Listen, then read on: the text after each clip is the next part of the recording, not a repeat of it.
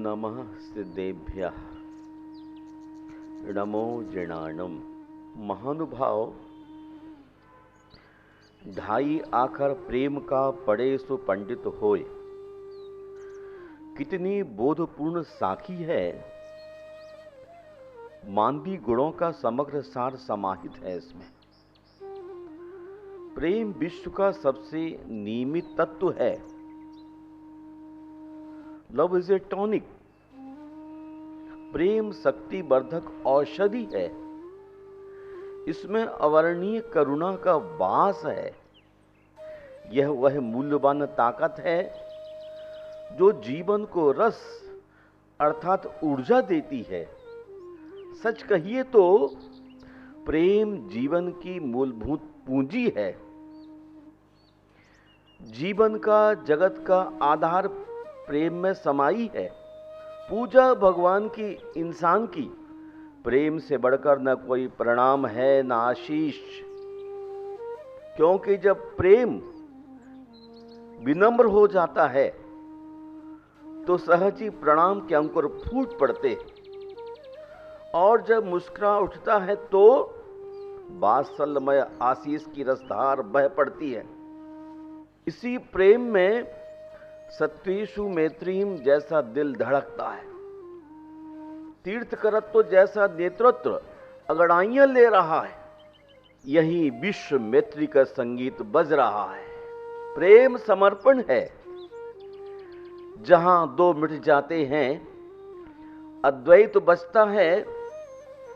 जहां समग्र दूरियां खो जाती हैं, जहां अहम गिर जाता है और निश्चल प्यार का झरना कल कल निनादित होता है, उसी परम तत्व का नाम है प्रेम। ये ढाई आखर तीर्थ जैसे पवित्र हैं। यह ऐसा गुण है जिसे कोई नहीं बांच सकता, क्योंकि प्रेम जीवन है, जीवन की सहज अभिव्यक्ति है। प्रेम रूह और रूहानी दोनों की खुराक है। यह वह अमृत बिंदु है जो मृत भावों को भी संजीवित कर देती है। क्या आपने नहीं देखा, जब तक दीपक अपने अंदर स्नेह यानी घृत भरकर रखता है तभी तक जीता है, दूसरों को प्रकाश बांटता है। किंतु जैसे ही स्नेह को खत्म कर देता है स्वयं भी बुझ जाता है और दूसरों को भी भटका देता है। इसीलिए तो प्रेम को जीवन कहा है। प्रेम वह तत्व है जिसमें पर का निमित्त गौण और स्वयं की खिलखिलाहट व कहिए छल छलाहट की मुख्यता है। शाश्वतता की सांकेतिक संख्या का नाम है प्रेम। सचमुच ही प्रेम विश्व की सर्वाधिक शक्तिशाली सत्ता है। इसी के आधार पर मानव समाज जीवित है। प्रेम आंखों को ज्योतित करने वाला दिव्य रसायन है। हृदय आह्लाद का जनक है। यह ऐसा शासक है जो खड्ग का भय दिखाकर किसी को बस में नहीं करता, वरन जिस पर वह बरसता है वह बरसाने वाले को स्वतः अपना सम्राट स्वीकार लेता है। वस्तुतः प्रेम देखकर ही सुख मानता है। प्रेम देकर ही सुख मानता है। एक ऐसा सूत्र है जो दिखता नहीं पर बांधता है। जकड़कर तभी तो तोतली बोली बोलने वाला अबोध शिशु जब अपने पिता के पैरों से लिपटकर उसके कपड़े खींच तान कर उन्हें इधर उधर नहीं हिलने देता, तब पिता उस निर्बल बालक को झटक कर जा सकते हैं। किंतु बालक की पकड़ में क्या ताकत, हल्का सा झटका ही पर्याप्त है। कितनी देर लगती है उसे पैर छुड़ाने में, परंतु पिताजी जा नहीं सकते। उनका हृदय भर आता है, नयन सजल हो जाते हैं, वाणी असमर्थ हो जाती है और हाथ गतिशील हो उसे उठाकर छाती में लगा लेते हैं। पुष्प से मृदुल प्रेम में कितना बल है, जो एक सामर्थ्यशाली पुरुष को रोक लेता है, बांध लेता है। प्रेम, शिशु और गोसा आत्मत्याग तथा सर्वस्व समर्पण जैसी उदात्त भावना का आकांक्षी है। गाय जैसा अनपढ़ पशु भी प्रेम की परिभाषा जानता है और इसीलिए वह मृगेंद्र के सम्मुख खड़े अपने बछड़े की रक्षार्थ निर्भीक उसके सम्मुख चली जाती है। इसी का नाम है निश्चल निष्कांक्ष प्रेम, करुणा स्राव। गाय कभी नहीं सोचती मेरा बछड़ा मेरे बुढ़ापे की लाठी बनेगा। वह केवल इतना जानती है कि प्रेम ही प्रेम का पुरस्कार है और इसी पुरस्कार स्वरूप प्रेम की यह प्रकृति कि वह निष्कांक्ष दानी की तरह अपने शिशु को सिंह से वापस लौटा लाना।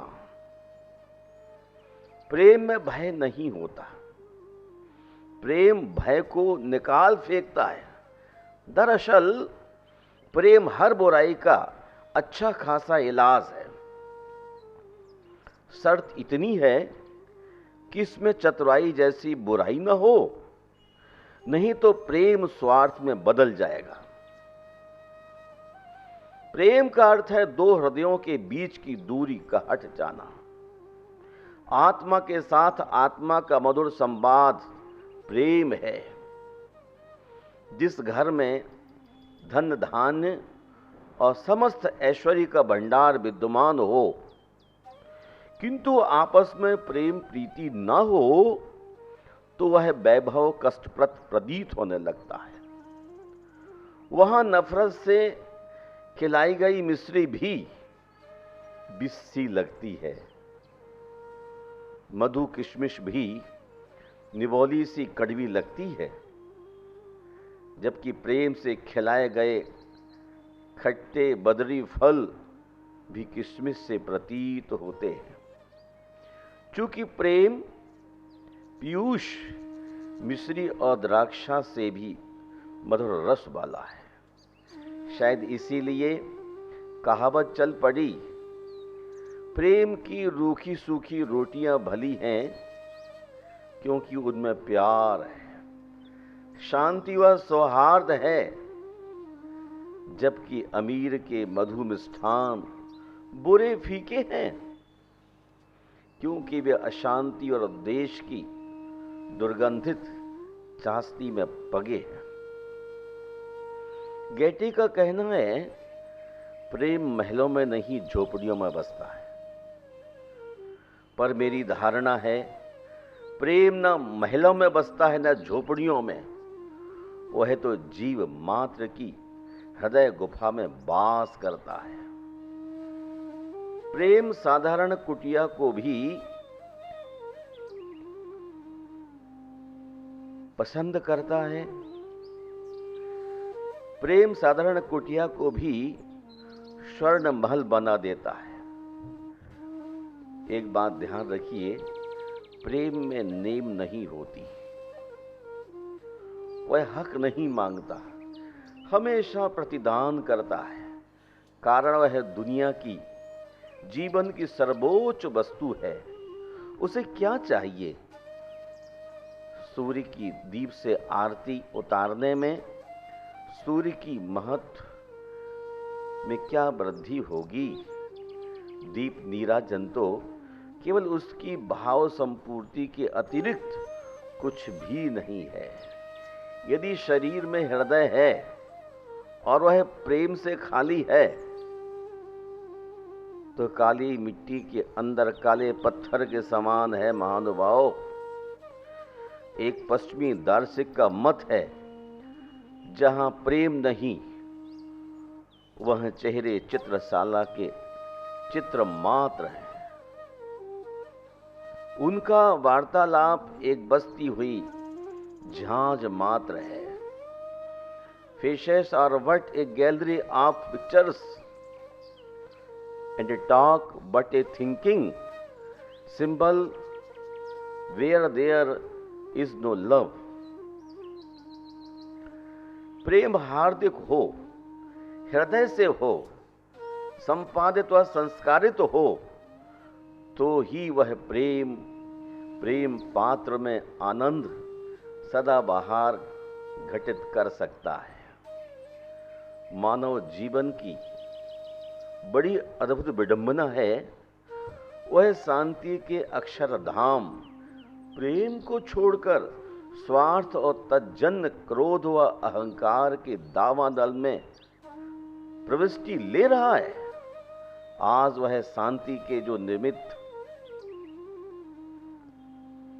वह माध्यम चुन रहा है, वे कितने सफल हो पाते हैं, उसका वह स्वयं ज्ञाता और उपभोक्ता है। यह सब जानते हुए भी वह अनजान है। किसी बात को प्रेम से प्रकट करने के बजाय वह अपनी रौब, क्रोध और कुंठा प्रकट कर अपने अंदर संग्रहित उत्तेजना को बाहर उलीचकर शांति का इच्छुक है। स्वार्थ और वासना से जुड़ा प्रेम नहीं महानुभाव, वरन प्रेम के नाम पर मन से बहने वाला गंदा नाला है, जो मनुष्य को सुख देने के बजाय उत्तेजना, अशांति, तनाव, कलह क्लेश की सौगातें देता है। स्वार्थी प्रेम पार्श्विकता का परिचायक पत्र है। मानवीय हृदय तो ऐसा मानसरोवर है जहां प्रेम के कमल बिहसते हैं, प्रेम के हंस विहरते हैं। सच पूछो तो प्रेम हृदय की श्रद्धा है, भक्ति ही पूजा का अर्घ है, आनंदोत्सव है और अस्तित्व का आशीष भी है। प्रेम एक तीर्थ यात्रा है। इस पवित्र यात्रा का पथिक निरापद निर्धारित लक्ष्य तक नियमतः पहुंच जाता है। प्रेम अकृत्रिम हो, कृत्रिम नहीं, स्वाभाविक हो, स्वार्थी नहीं। स्वाभाविक प्रेम दूर होने पर भी सुशोभित होता है, उसमें प्रगाढ़ता आती है, वह क्षीण नहीं होता। सच्चा प्रेम 7 समुद्र पार होने पर भी हृदय में बसा रहता है।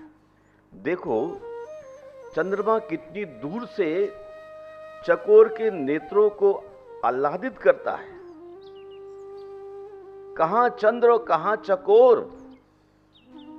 चंद्रमा समुद्र के जल को भी उद्वेलित कर देता है, रात्रि विकासनी कुमुदनियों को भी विकसित करता है। कहां चंद्र, कहां वारिधि और कहां कुमुद वन। इसी प्रकार कहां सूर्य, कहां कमल, कहां मेघ, कहां मयूर, कहां भ्रमर, कहां मालिनी, कहां हंस, कहां सरोवर। जो जिसको चाहता है वह उससे दूर रहे या पास, उसके प्रेम रस में कोई फर्क नहीं पड़ता। वहां कोई तकलीफ, दर्द नहीं होता। किंतु जिस प्रेम में कृत्रिमता होती है, स्वार्थ छुपा होता है, वह 7 समुद्र तो दूर घर के आंगन में होते हुए भी समुद्र के उस पार जैसा होता है, ऐसा प्रेम पात्र मुख के सम्मुख हो या पीठ के पीछे कष्ट, क्लेश और कलह का कारण बनता है। वर्तमान में लोगों ने प्रेम को कोई दूसरा ही रंग दे दिया है, उसे मोह या संसारी वासना का पर्यायवाची बना दिया है, जबकि प्रेम मोह और काम में महद अंतर है। जड़ विषयक अनुराग मोह है, देह विषयक राग काम वासना है, और आत्मा का आत्मा से, चेतना का चेतना से अनुराग प्रेम है।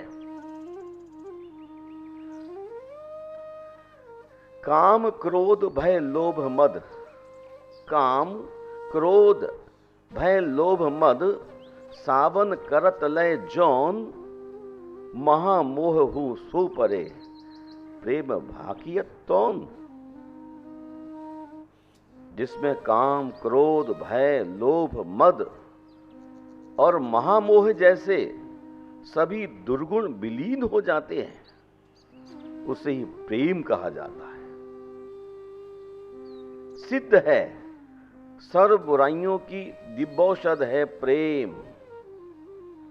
रोगी को प्रेम का एक शब्द भी 100 डॉक्टरों से बढ़कर है। प्रेम पवित्र संबंध है, इसमें सावधानी की महत जरूरत है। महानुभाव अन्यथा वासना में बदलते ही पार्श्विक वृत्ति का साधन बन जाएगा। इसे निस्वार्थी रहने दो। निस्वार्थी रहने पर स्वाभाविक अवस्था में रहेगा। स्वाभाविक होगा तो लहलहाता प्रेम सागर होगा, अन्यथा स्वार्थ की संगति पाते ही वही प्रेम सागर सड़ा दुर्गंधमय पोखर बन जाएगा। इसलिए महापुरुषों ने कहा है, प्रेम विशाल है, उसकी वृत्ति उदात्त है, वह बांधता नहीं, निर्बंध रहता है। उसे बांधोगे वह मर जाएगा। प्रतिबंधित प्रेम का अर्थ गलत ही निकलेगा, उसके पात्र भी गलत होंगे। वह निश्चल भावना की पौध नहीं होगी जिन पर निश्चल प्यार के फूल खिल सकते हैं। आज यही हो रहा है। प्रेम का अर्थ बदल गया है। उसका सिर्फ एक रूप था, लोगों ने उसे 3 भागों में विभाजित कर दिया। वस्तुओं का प्रेम, व्यक्तियों का प्रेम, परमात्मा या आदर्श का प्रेम। आइए इन त्रिधा प्रेमों की किंचित झांकी देखें। वस्तुओं का प्रेम, धन संपदा, मकान दुकान, रुपया पैसों का प्रेम मुर्दा प्रेम है। फिर भी इस प्रेम में 100 में से 99 लोग उलझ गए। जड़ वस्तुओं का प्रेम प्रेम नहीं, प्रेम नाम पर धोखा है। फिर भी लोग इसी में उलझे हैं। वस्तु व्यामोह में एक खूबी है, इसमें आपको समर्पण नहीं करना पड़ता।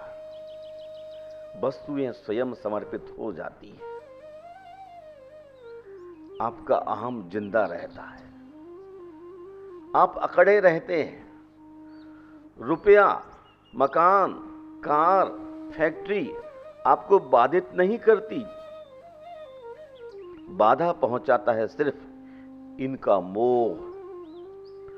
महानुभाव, रुपयों को आप किसी को दे दीजिए, नदी में फेंक दीजिए या अच्छे ढंग से इस्तेमाल कीजिए, कुछ नहीं कहेगा।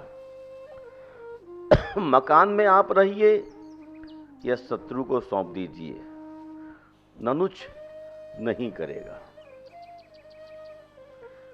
कार को ठोक दीजिए, एक्सीडेंट कर दीजिए या नई बदल लीजिए, चूची भी नहीं करेगा। इसलिए इनका समर्पण आपको आनंद का एहसास कराता है। आप भूल जाते हैं ये परद्रव्य हैं, पर ये कभी नहीं भूलती। वे सदैव घंटनाद करती है, मैं किसी की नहीं हूं। लक्ष्मी कहती है, मेरा स्वभाव वेश्या जैसा है, मेरा कोई रखवाला नहीं। वैश्या सम लक्ष्मी अति चंचल, या का क्या पत्यारा, जहां भेज दो चली जाएगी। मेरे आने जाने की गति क्रम में मुझे कोई आनंद नहीं, अलबत्ता मेरे गति क्रम से आप में संघर्ष, कलह, आनंद, खुशी अवश्य जन्मती है। आप अशोभन कर्म कर बैठते हो, मुझसे दया की भीख मांगते हो, रोते धोते हो, शोरगुल मचाते हो, और मैं इन सबसे परे चुपचाप मौन विदा ले लेती हूं, क्योंकि मैं सोचती हूं मैं उच्छिष्ट हूं, लाखों करोड़ों हाथों की गंदगी हूं, हर प्राणों की तृष्णा मुझ में भरी है। सचमुच वस्तुओं का प्रेम मुर्दा दिली है, कागज के फूलों जैसा नकली है। महानुभाव, मैं मेरा तू तेरा की खटपट पैदा कर जीवन की सुख शांति को खोखला करती है। वस्तुओं के व्यामोह में पड़ने से पूर्व ठहर कर सोचिए जरा, क्या वस्तुएं साथ आई थीं? क्या ये साथ जाएंगी? यदि नहीं, तो जीवन के मध्यकाल में मिली वस्तुओं में इतनी उधेड़ बुन क्यों? क्यों इनके पीछे खुद को क्रोध, आक्रोश और मोह की आग में फेंक रहे हो? इन्हें पाकर क्यों गर्भोद्यत होते हो? मनुष्य जीवन की शुरुआत केवल 2 बूंदें और मनुष्य जीवन की समाप्ति केवल 4 मुट्ठी राख। कितनी शर्मनाक बात! तुम आत्मवान होकर अचेतन, अपने से नीचे, क्षुद्र तुच्छ के प्रेम में पड़े हो। वहां तुम्हारी आत्मा झुक रही है, और चेतन के समक्ष जहां झुकना चाहिए अकड़ रही है। वस्तुओं के प्रेम का मतलब है परिग्रह, आत्मा को खोजना, उसे अवनति, अधोगति के पथ पर प्रस्थित करना। इसलिए भगवान महावीर परिग्रह के विरोधी थे, बुद्ध तृष्णा के विपक्षधर थे, और आज भी ज्ञानी संग्रह के विरोध में खड़े हैं। महानुभाव, व्यक्तियों का प्रेम की है दूसरी जाति, वस्तुओं के प्रेम से ऊपर खड़ी है। कम से कम प्रेम पात्र समान धर्मा सचेतन तो है। यह जिंदा प्रेम है, इसमें कुछ होने की संभावना है, क्योंकि व्यक्ति प्रेम में वस्तु प्रेम उपेक्षित होने लगता है। हृदय कृपण नहीं उदार होने लगता है, वहां पीड़ा नहीं पुलक होती है, उत्साह नहीं कंठ में गीत होता है, पैरों की गति होती है, अहंकार गलने लगता है। व्यक्तियों के प्रेम में 2 घटनाएं घटती हैं, रस भी मिलता है तो संघर्ष भी घटता है, दुख भी मिलता है और सुख भी।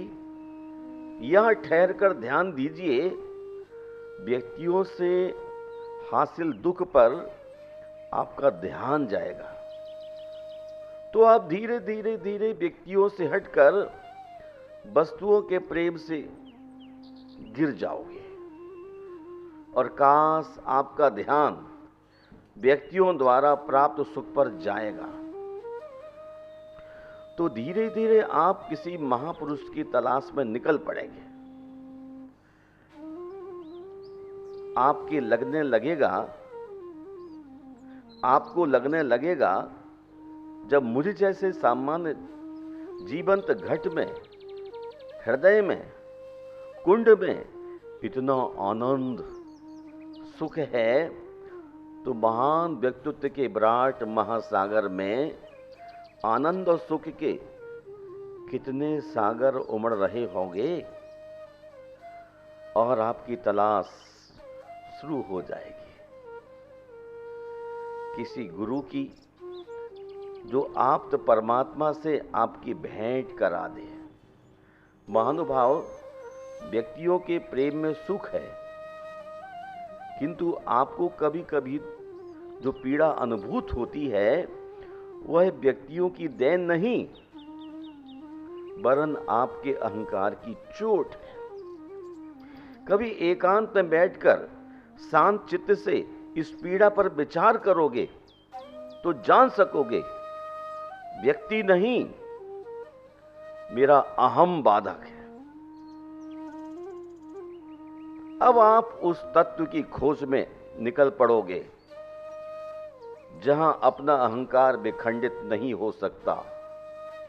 वहां एक मान्यता खड़ी है, कैसे झुकूं इसके सामने। यह और मैं दोनों एक ही तट पर खड़े हैं।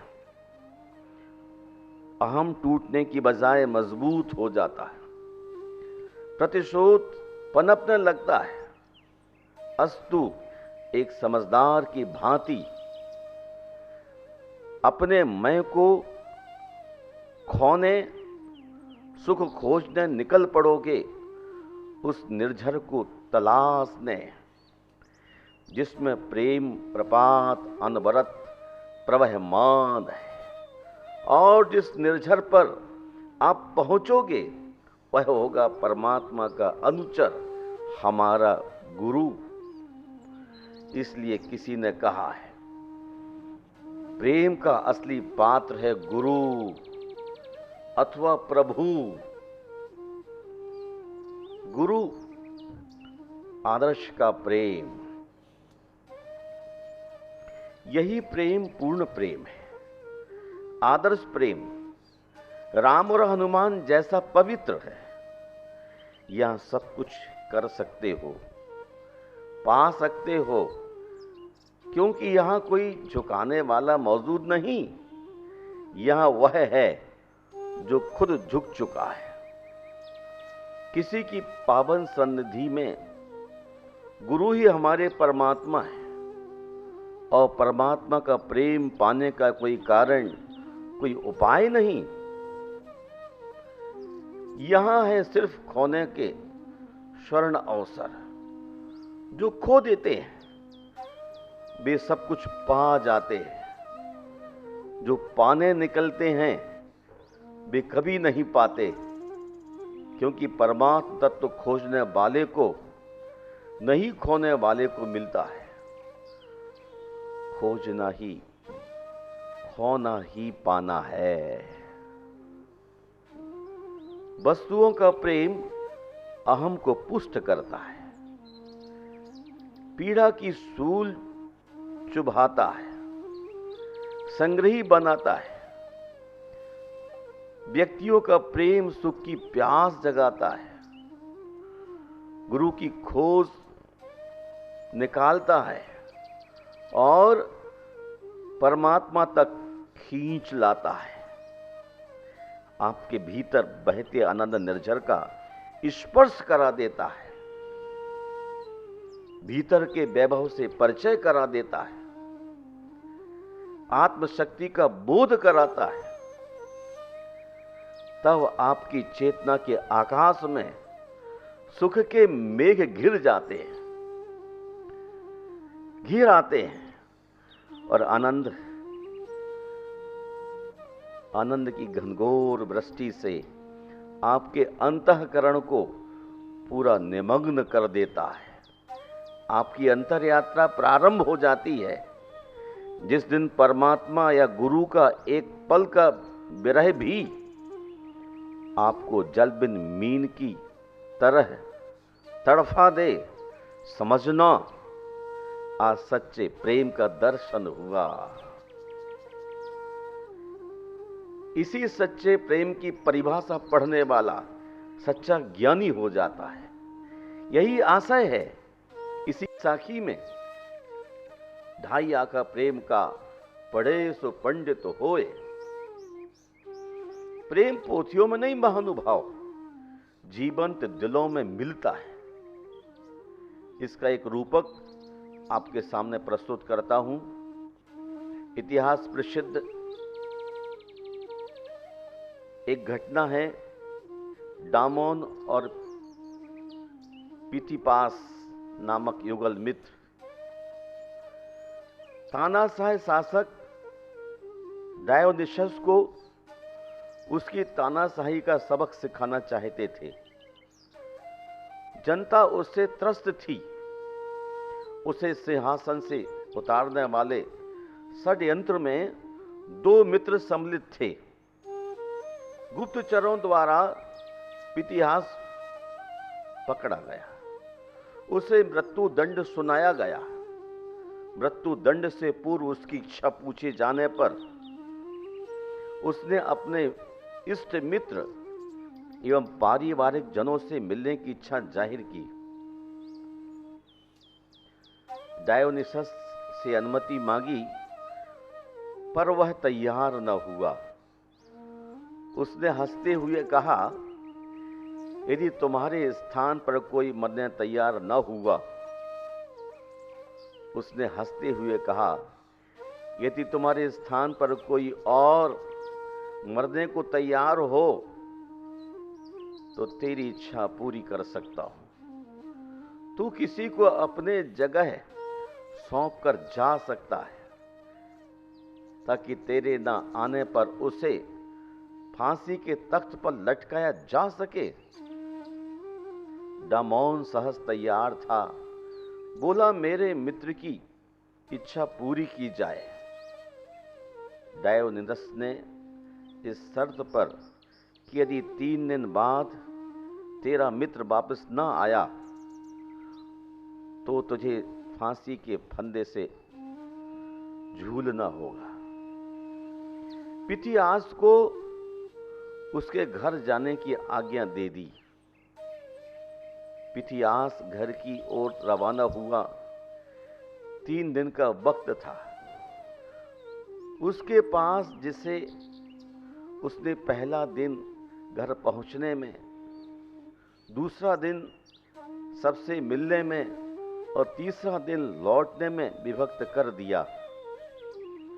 2 दिन बीत गए। जब तीसरा दिन आया, वह लौट रहा था, तब मार्ग में उसे मुसीबतों के दुष्चक्र ने घेर लिया।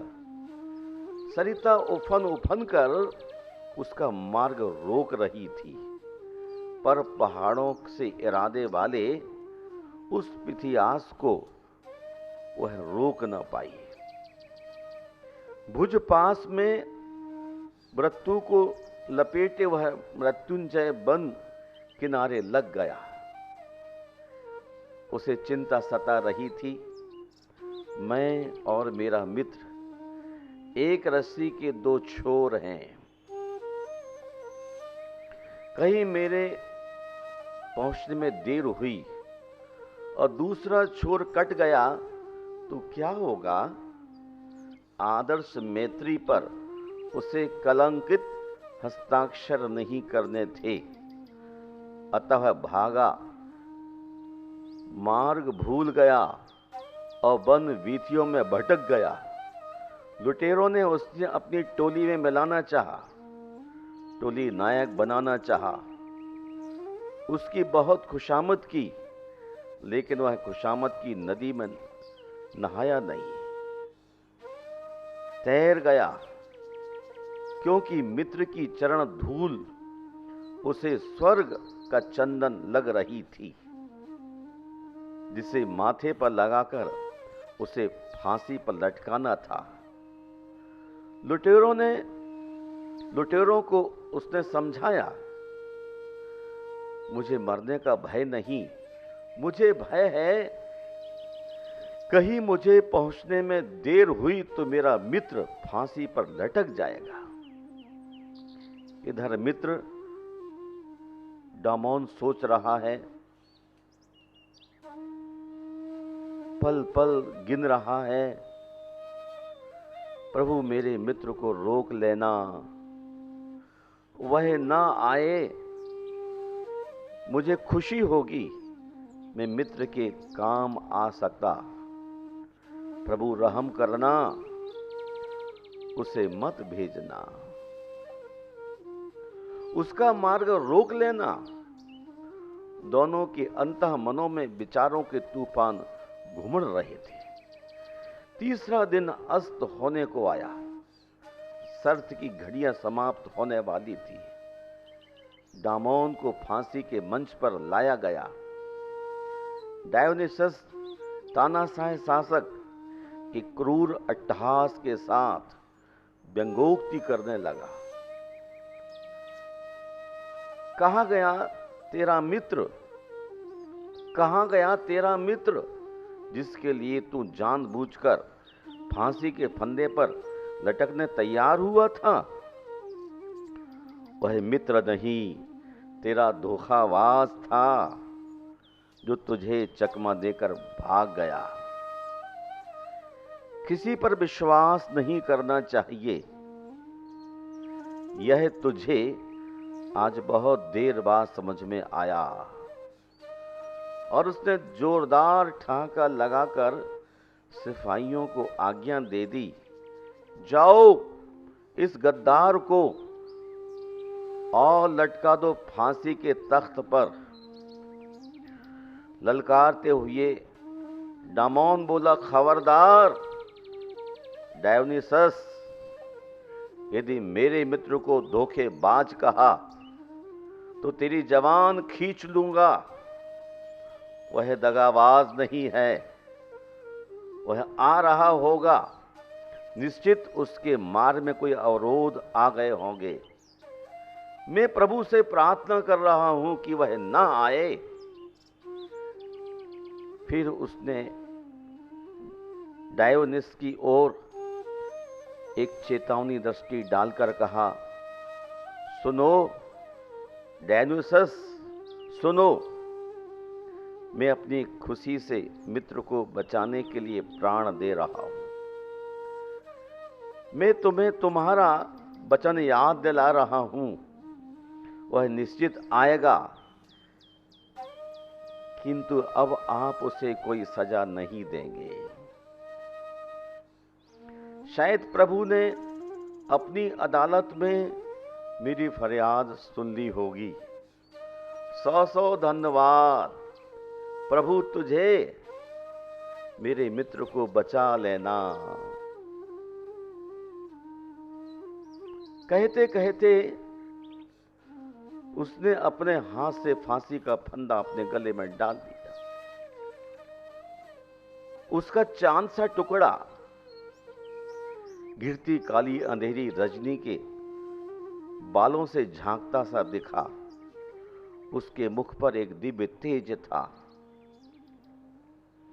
आज कितने अरमानों के बाद मैं मित्र के काम आया।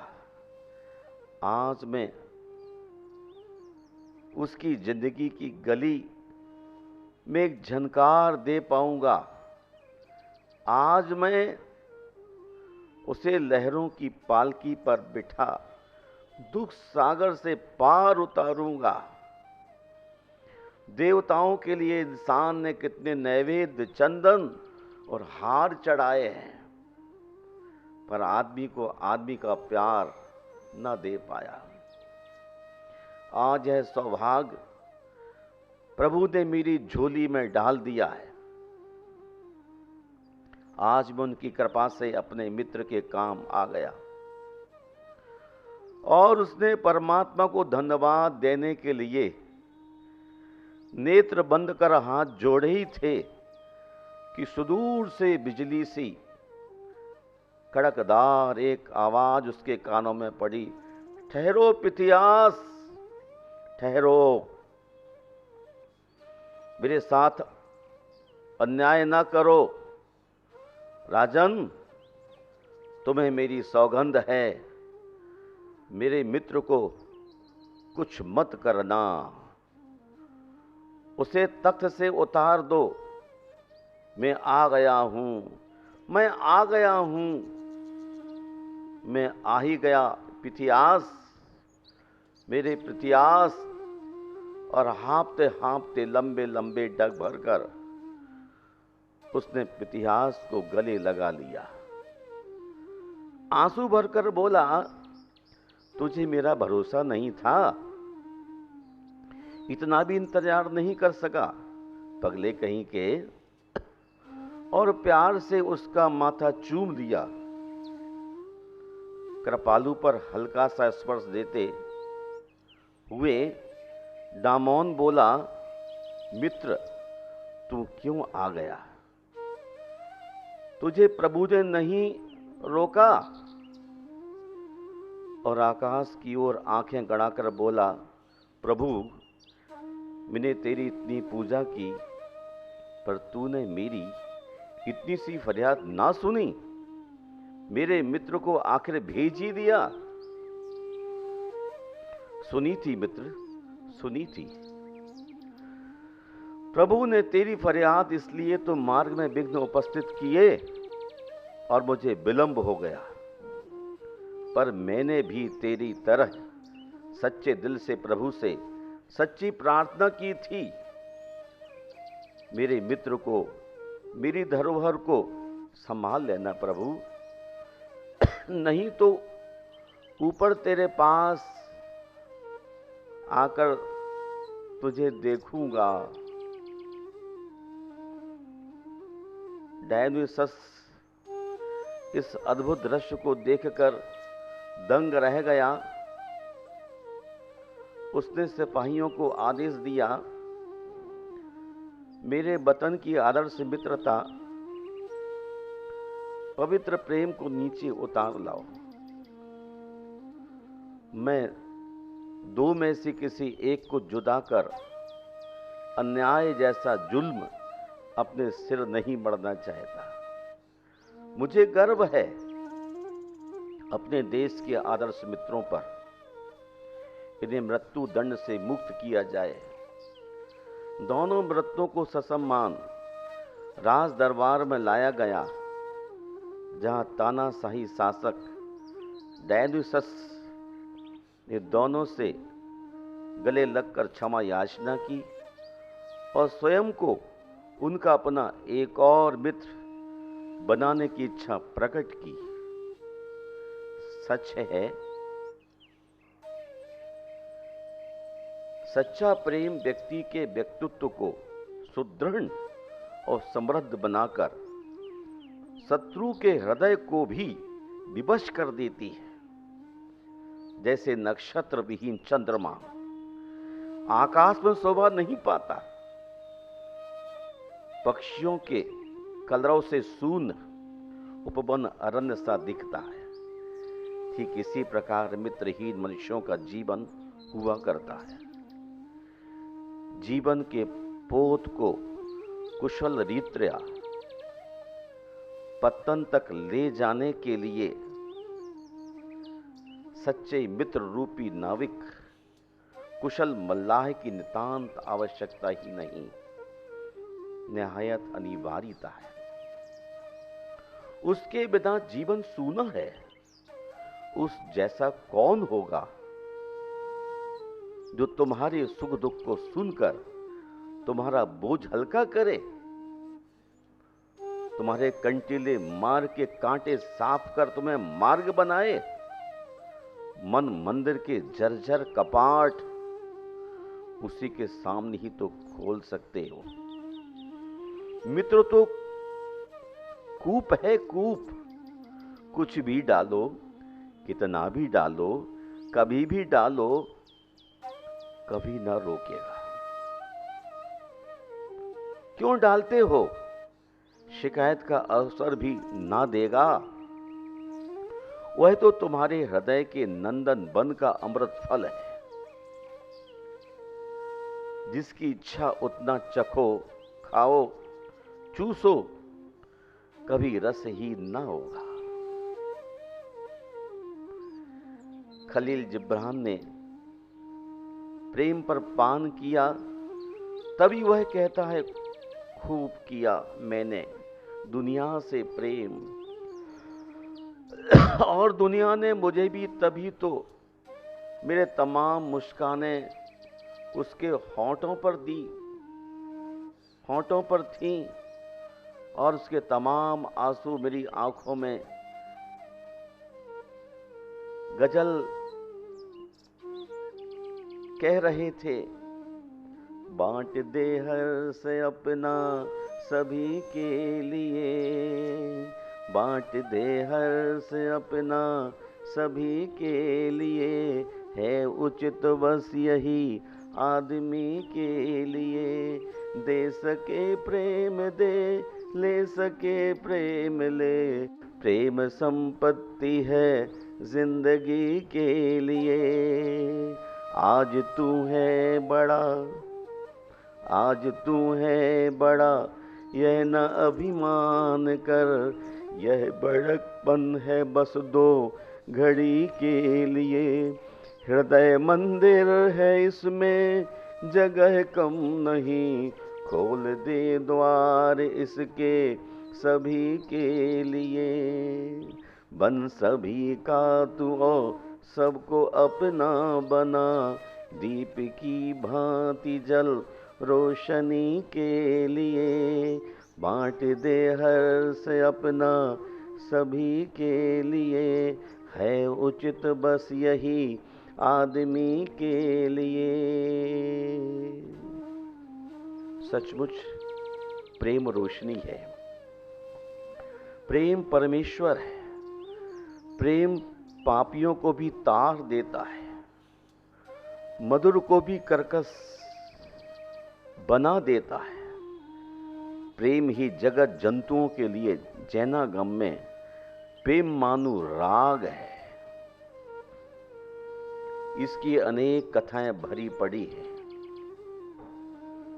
महानुभाव मणिचूल नामक देव ने अपने मित्र सगर चक्रवर्ती को बार बार समझाकर भोगों से विरक्त कर संग मार्ग पर लगाया था।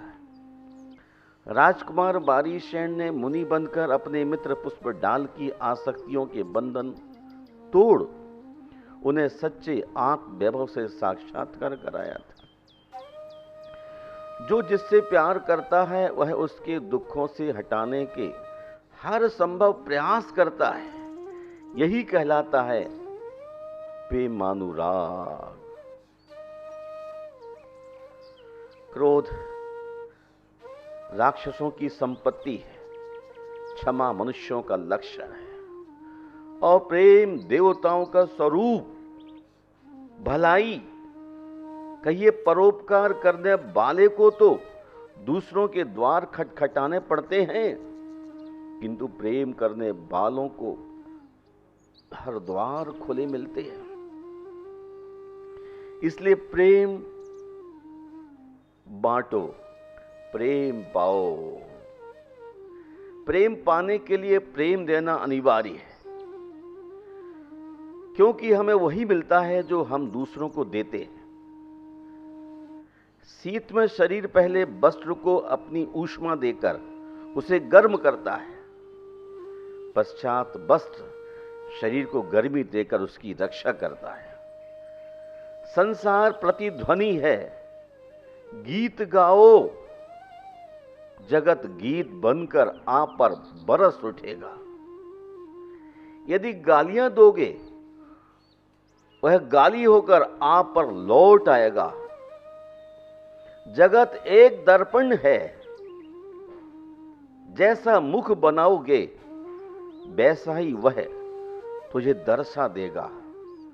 तुम्हारे भीतर मुस्कान होगी तो दर्पण भी तुम्हें देख मुस्काएगा, और यदि उदासीनता या विकृति होगी तो दर्पण भी उदासीन, रुग्ण, विकृत हो जाएगा। नर हो न निराश करो मन को, गीत गुनगुनाते हुए इस मिट्टी के प्रेम में प्रेम के दीपक जलाए रखा। प्रेम जीवन का मंगल कलश है, शांति का धाम है। ज्योति से ज्योति जलाते चलो, प्रेम की गंगा बहाते चलो। जय बोलिए महावीर भगवान की जय।